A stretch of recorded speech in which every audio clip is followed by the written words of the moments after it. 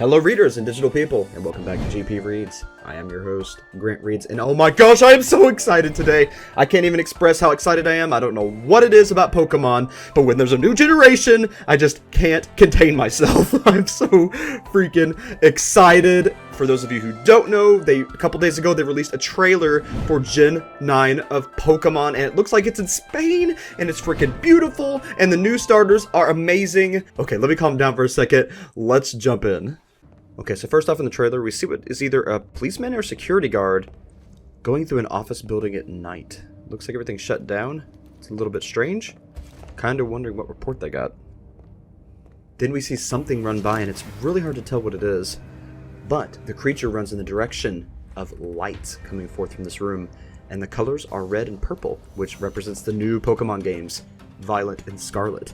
What if it's not just been colors all along, but it's been the colors of the spectrum, the lights, the rainbow? And that's when we keep seeing these different colors represented in form of light. Infrared, ultraviolet. Why are we going onto that form of the spectrum now? The extremes of light. Alright, and I feel like this is the first major clue. Let's stop for a moment and look at the man's hat. Look at the symbol.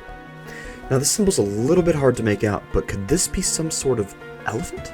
Is there an elephant legendary in this game perhaps? Or could that be Ho-Oh? Alright, the man enters the room, and it seems to be a laboratory of some sort. What really makes me think of is this is some kind of professor's study. We see some artifacts from the region. Now this symbol looks a little bit different, because now we see that same strange symbol beside a spiderweb looking pattern. So could we perhaps be seeing a spider and an elephant legendary in these new games? Seems kind of odd for Scarlet and Violet. Alright, and again, let's take a look at the desk and see what we can see. Okay, it looks like we have some kind of leaf pendant. Well, that's more like an Illuminati eye, which is strange. Which could be the third legendary. Some kind of rock looks maybe like a thunderstone. But it's really hard to make anything else out because of the blur. Alright, let's take a closer look at this wall. Flower symbol looks like it might be a badge. Windows from like a mansion or something. Bunch of triangle symbols. A red and yellow symbol and a purple one. And we got the map of the new region right there. And some islands. Interesting. Maybe they'll have the Battle Frontier for once. That'd be exciting. And a whole bunch of gold and riches. We'll be exploring some kind of temple or something? That could be really cool.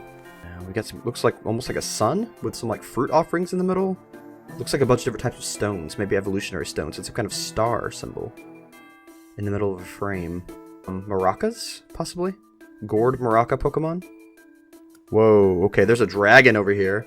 You'll see it like Chinese-esque Shenlong type dragon over here.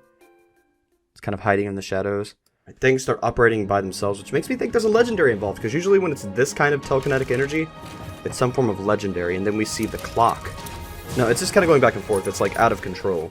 Could be involvement with Celebi, because in Pokemon Go we recently got the door opening to the Season of Heritage, and it had something to do with Celebi, so maybe Celebi's involved? Maybe Celebi's from this region, maybe there is a cousin to Celebi here? Guess only time will tell on that. And then a painting on the wall. It seems to be, I don't know, it almost seems like it's coming from another world. It's kind of blasting this light at him. Again, light. Why is light so important to these games? And within light is some demo beta gameplay footage. I've heard people talk about the gameplay footage. It doesn't mean it's this bad because the demo footage looks like this. Look at the difference between the demo footage for Brilliant Diamond Shining Pearl. Look at the finished game. It's a completely different world. So don't take this as the final game footage. It actually says not the final game footage at the bottom. Look at the town. Yeah, that looks very, very Spain-inspired. That's exciting. Gosh, look at that. Looks like a little kingdom in the background, like a castle maybe? Ruins? Look at that beautiful boy. Not only is he crawling like an actual snake, kind of, more like an inchworm, but not only is he actually crawling and has some kind of locomotive animation, but look at those freaking scales. You can see the scales on this freaking snake. And look at the sheen and the metallic texture on that Magnemite. If they put this level of love and detail into all the Pokemon, can you imagine what this freaking game is going to look like? And we saw an attack in the world, which means they're probably going to implement the Legends battle style, which is so much better, so much more refreshing, so much less restricting, and it doesn't feel like an 80s RPG. Finally, thank you, Game Freak. And do not even get me started on the character models. Oh my gosh. It looks like they took what we had in Legends Arceus and improved upon it exponentially. They have like the actual dimensions of a person. They don't look like these weird chibi 12-year-olds. They actually look like kind of Sims people, which is awesome for Pokemon. That's a big step for Pokemon. You see, look at your shadow. For the first time ever, your shadow isn't just a pixel mess. Look at it. Look at that shadow by the TV. It's an actual shadow in a Pokemon game. Why is this so sad? So for Scarlet version, I guess we're going to have some kind of apple or red fruit. I think that's what that represents. And the other one, Violet version, is going to be represented by grapes. It looks like some kind of grape fruit or raspberry of some sort. So the fruits are going to play a very important part in them, and then you kind of got the symbology of the vine around that grape to represent the grape. But it's also kind of frilled out, maybe a little bit more higher class. So is it going to be a classism situation? So I guess kind of wheels, so maybe like the working class? Are we going to have this upper class and then the working class? That's an interesting dynamic. Pokemon is not shy to adding in adult themes as far as like, not like, you know, dirty, but as far as like mature concepts. And then the biggest reveal of all the new starters! I'm so excited! Sorry, I love the new starters so much. The designs are freaking awesome, especially the little chili pepper dragon. I love him. All right, the new grassy cat Pokemon is Sprigatito. Smoke weed every day. Fuecoco, the fire croc chili pepper. He is so freaking adorable. He looks like one of those classic Mickey Mouse cartoons, and I love him so much. Just look at that little tooth in the front. The two underneath. He's a little dinosaur, dragon, crocodile dude, but he's also a freaking chili pepper. Look at the little stem on his head and his tail. He's a freaking chili pepper croc, and I love him so much. His final form, could we be seeing a fire grass starter in his final form? That would be extremely interesting. And then the duck's name is Quaxly. Quaxly. How could you have a better name for a duck than freaking Quaxly? Look at that hair. He's a rich kid. Again, kind of lays credence to the fact that maybe this is upper class versus working class. Quaxly needs to evolve into Scrooge McDuck. I mean, look at him. I mean, Scrooge McDuck basically does the bubble beam anyway. I just realized now that it's my 3 favorite colors. I love how they cast the yellow against the red and the purple. Yellow, red, and purple are my 3 favorite colors. Like, these games are going to make me happy, I have a feeling. In late 2022, it's coming out this year! I know what I'm getting for Christmas. I'm gonna get my brother one of the versions, and he's getting me the other, and we're gonna play together. That's the way that's gonna go. Oh my gosh, I am so excited. I can't even. We'll be talking more about this later. I am a huge Pokemon fan. I don't know if I'll do it on my main channel or if I'll do it on my sub-channel, because I have a sub-channel that I'm still working on that is Pokemon themed, because I freaking love Pokemon.